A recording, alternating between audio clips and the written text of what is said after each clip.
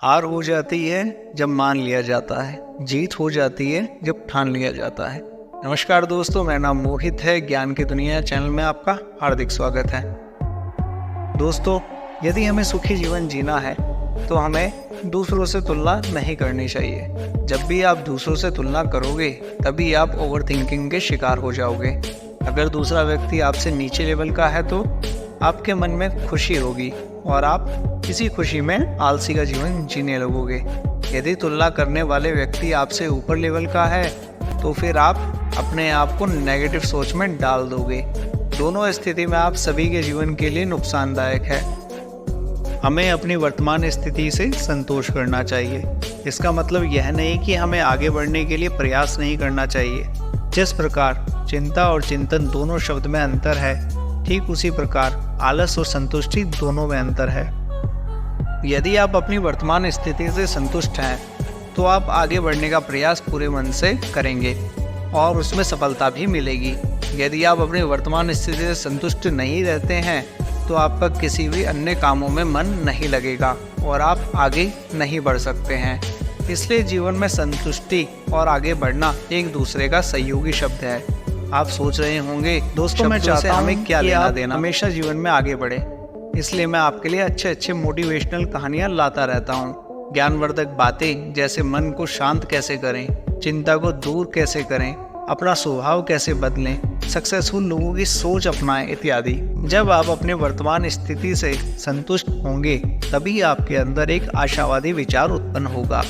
जब आप अपनी जिंदगी से असंतुष्ट रहेंगे तो आप कोई भी नया विचार नहीं अपना सकते हैं। इसलिए मैं आज आपके साथ एक बहुत ही बढ़िया मोटिवेशनल कहानी शेयर कर रहा हूँ जो आपके लिए लाभदायक हो सकती है।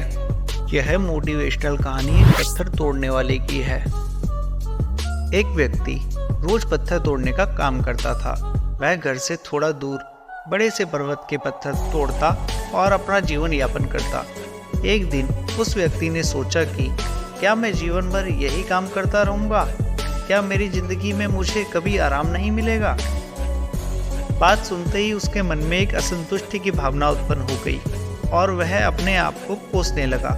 असंतुष्टि की भावना के कारण उसे रातों में नींद आनी बंद हो गई। वह हमेशा सोचने लगा कि मुझे बड़ा बनना है।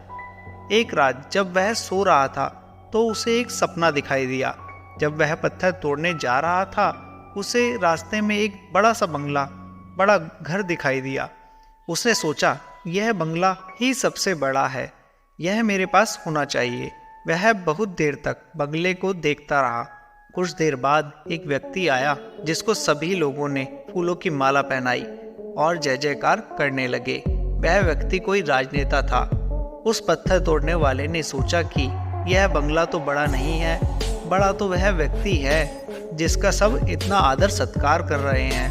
अब पत्थर तोड़ने वाला व्यक्ति सोचने लगा कि नहीं, मुझे अब नेता बनना है। बंगले और नेता को धूप में खड़े होकर देखते देखते पत्थर वाला पसीने से तरबतर हो गया। फिर उसने ऊपर देखा, उसे सूरज दिखाई दिया।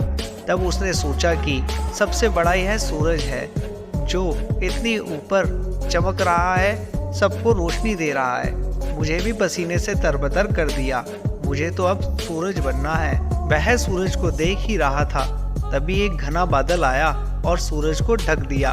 पत्थर तोड़ने वाले व्यक्ति ने सोचा, यह बादल ही सबसे बड़ा है जिसने पूरे सूरज को ढक दिया। वह व्यक्ति बादल को देख ही रहा था कि हवा का एक झोंका आया और बादल को दूर लेकर चला गया। पत्थर तोड़ने वाला व्यक्ति देखता रह गया, यह क्या हो रहा है? हवा का झोंका बादल को उड़ा के चला गया। हमें तो हवा बनना है क्योंकि हवा सबसे ताकतवर है। यह बात पत्थर तोड़ने वाला व्यक्ति सोच ही रहा था कि हवा एक पहाड़ से टकराई और हवा ने अपनी दिशा बदल दी। इससे पहाड़ टस से मस नहीं हुआ, यानी पहाड़ में दम है, मुझे तो पहाड़ बनना है।